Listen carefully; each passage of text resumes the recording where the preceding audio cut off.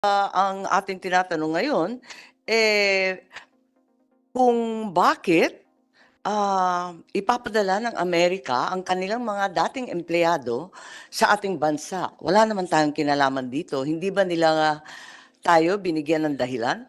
What reason was given by the U.S. for making the aforementioned request, if any? Ambassador Romualdez, Secretary Manalo, and as mentioned by Senator Tolentino, are they in fact refugees? What is the understanding of the DOJ, the DFA, and the BI of the term refugee?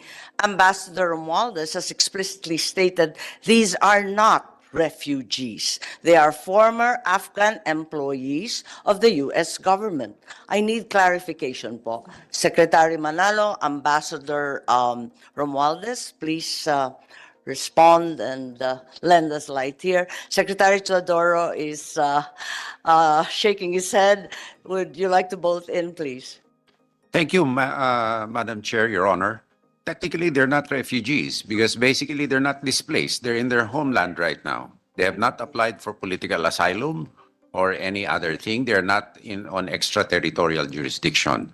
My understanding is that their visas for the United States shall be processed within this country because of administrative difficulties of the U.S. government, because of their bureaucracy in conducting any processing, but they are not refugees as of this time. They may become refugees That is if correct. their visas are denied and they are not And they're not repatriated. allowed to be repatriated. Yes, Madam Chair. Yes, I'm in full agreement. I think they are not refugees, as rightly pointed out by Ambassador Babes Romualdez. Is that correct, Ambassador? Was your statement regarding the fact that these are not refugees we are speaking of, and there is no doubt that the Philippines upholds and takes pride in our history of giving succor and refuge to international refugees. Ambassador Romualdez, please. These are not refugees, Yes. correct? Yes, absolutely correct, Madam Chair. They are not refugees. They are employees or former employees of the U.S. government, and they're asking us if we could help them in processing them, precisely as pointed out by Secretary Teodoro, that it is a matter of administrative in nature. Thank you. That being the case, I get affirmation as well from DFA Legal that they are not refugees. That is correct? Okay, if that is the status of these individuals, what is the basis, therefore, of the executive branch of government for admitting them into the Philippines under Section 47 of Commonwealth Act 613 on the power of the President to admit aliens for humanitarian reasons, expressly referring only to refugees? Yes, Secretary Manalo, please. What is the basis, since they clearly are not refugees, they cannot be accommodated under Section 47 of the Commonwealth Act? Thank you, Madam Chair. In fact, the notion as we understood it from the concept note of the United States is there's no intention to leave them here in the Philippines. They're only going to use the Philippines as a temporary site where they're processing for their eventual trip to the United States, provided they pass all the vetting. And the U.S. In our talks has also assured us, in case we agree, that they would ensure that none of the SIV applicants would be left behind, nor have the option to consider remaining in the Philippines to seek refugee status. So this would only be, in effect, a temporary situation. And if I could just... Given the extraordinary circumstances, and we appreciate the emergency concern, the worry is, what shall be their status while they remain in the Philippines? Will they be non-immigrants or immigrants? What kind of Philippine visa will they be given?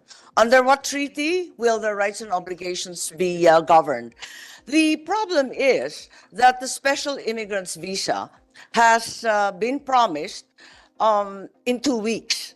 The reality is that we are also aware that they could come as late as 59 days.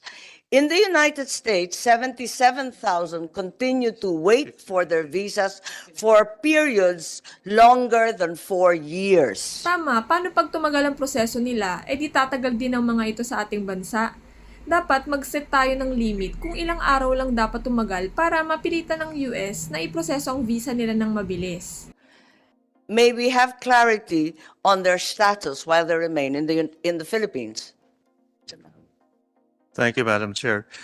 In this case, the Afghan nationals who would be coming here are, in fact, all Afghan nationals are listed as Category A. In other words, restricted nationals who are required to apply for a visa in the Philippines. And normally we would give them up to 30 to 59 days. So sorry, what will they be again? Non-immigrant, immigrant? Non-immigrant. So non-immigrant. So klaro yan, non-immigrant. Okay. Category A, And under which treaty are we governing the rights and obligations? Non-immigrant sa ilalim ng alin? Okay, I'll have to consult on that, Madam Chair. Which treaty? Madam Chair, we had a meeting. Yes, Secretary.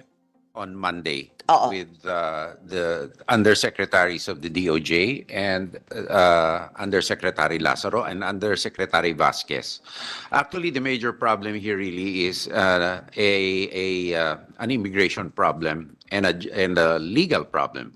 And so I think if the DOJ is already prepared, because they still have to come out, we have requested them finally for an opinion on the potential status of these people and the problems in case or the way forward in case their SIV. To date, Madam Chair, we are still waiting for the opinion. It was only formalized last week that the DFA shall be the lead agency in our conference, person-to-person conference.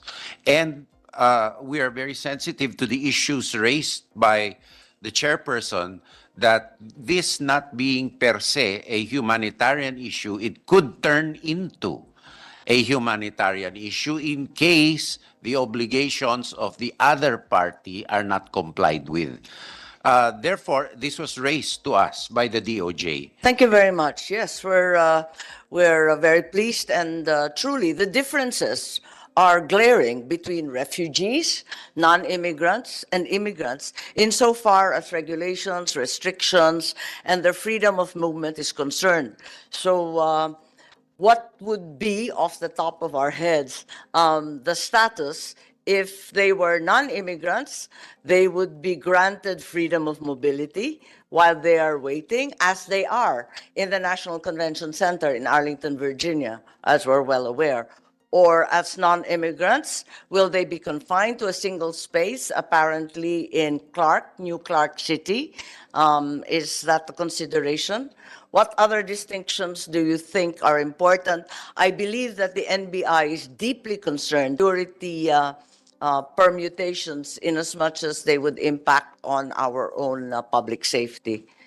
Madam Chair, if I may be Yes, permitted Secretary, please. to answer, even the housing is still under consideration. We also do not want them to be housed as if they were detainees, which is the furthest thing from the image we want to portray. And keeping them for an extended period of time within a confined environment, particularly with their children involved, will not only complicate their physical liberty, but the end state of their mental health and wellness too.